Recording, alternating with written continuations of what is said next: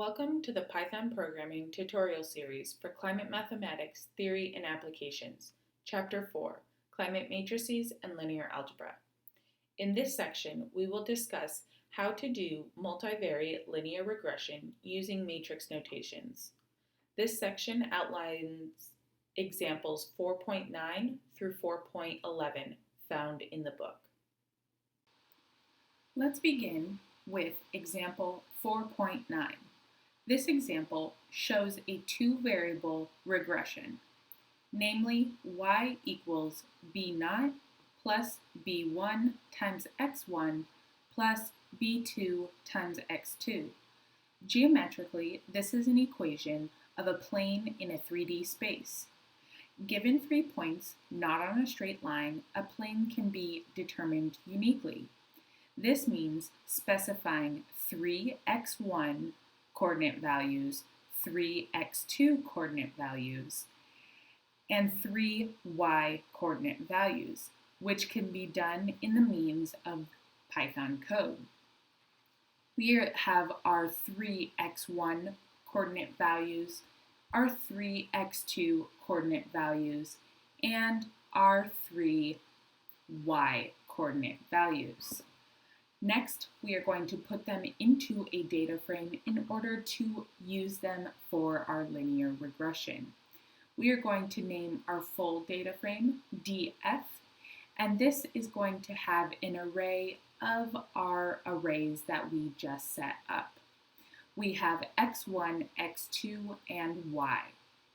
We are going to transpose this data frame so then our x1, x2, and y rows are going to now be columns in this data frame. We are also going to set up an x-only data frame, naming it xdf.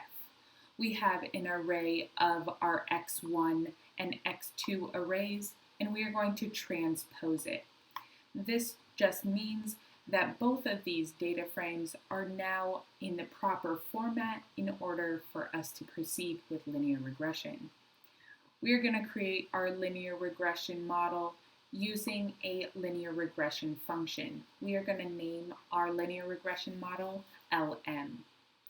Now we are going to fit our linear regression using a fit method. We have our x data frame as our x explanatory variables and our df2 as our y dependent variables. This df2 indicates the third column of our df data frame. Just a reminder that Python does start indices with index 0. Now, since we have a fitted linear regression, we can display our coefficients using the .coef_ method.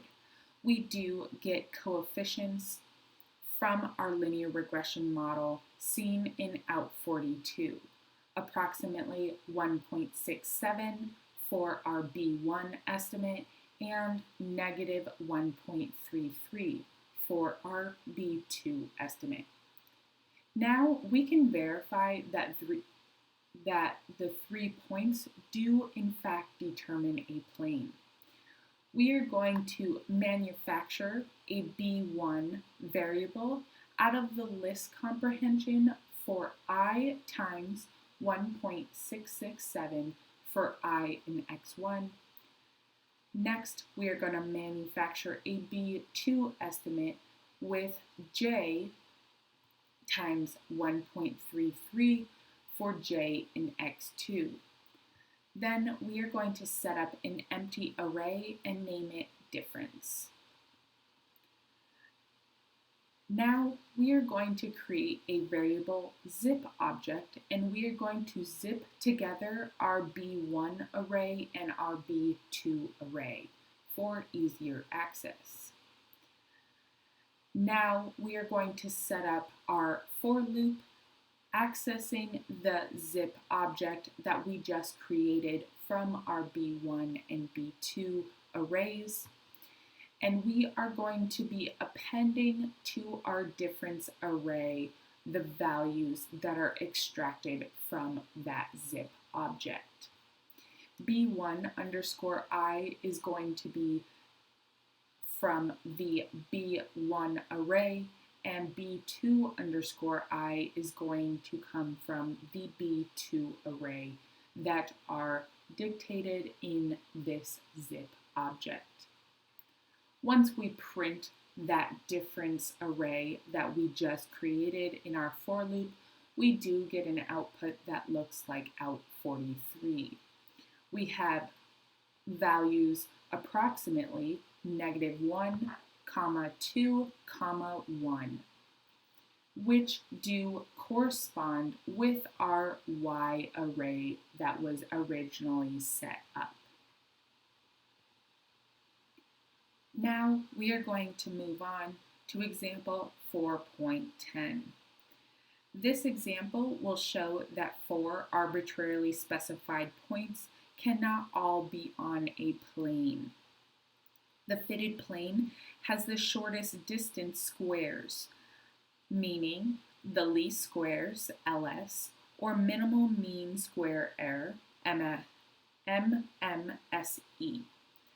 Thus, the residuals are non-zero, in contrast to zero residuals seen in the previous example. We are going to set up 3 separate arrays. We have our U array, our V array, and our W array, with 4 elements in each array. Then we are going to mimic the process that we did in the first example, setting up a full data frame with our array of arrays, including U, V, and W.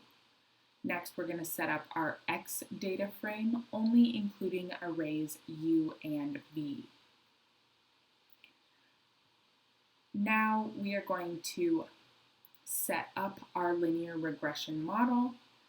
Then we are going to need to fit our linear regression model with our new X data frame and our new dependent variable, which is going to be that third column in that DF data frame that we just created. We could display our coefficients using the highlighted line, and we do get output seen in out44. We have coefficients 2 and -1.5 for our model.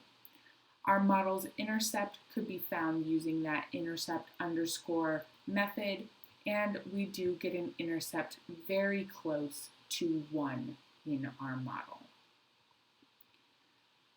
Now we will be going into example 4.11. This example will show a general multivariate linear regression using Python.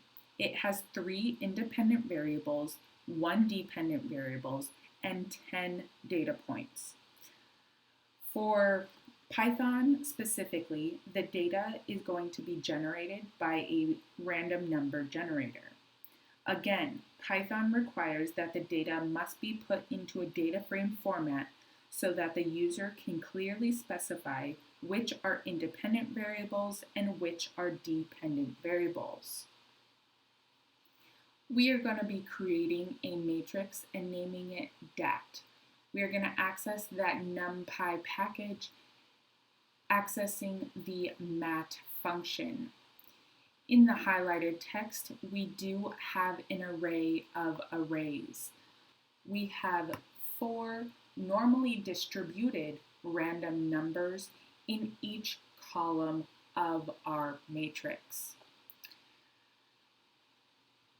Then we are going to transform our matrix into a data frame and name it FDAT.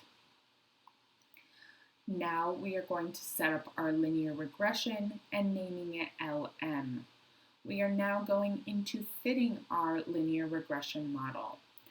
Our explanatory variables that we are going to be using are going to be located in all of the rows of our FDAT data frame, but we are only going to be accessing the 0th column through the 3rd column with the dictated slice. Our dependent variable that we're going to be using, or our y variable that we are going to be using, is going to be located in that last column of the FDAT data frame, accessing all of those rows.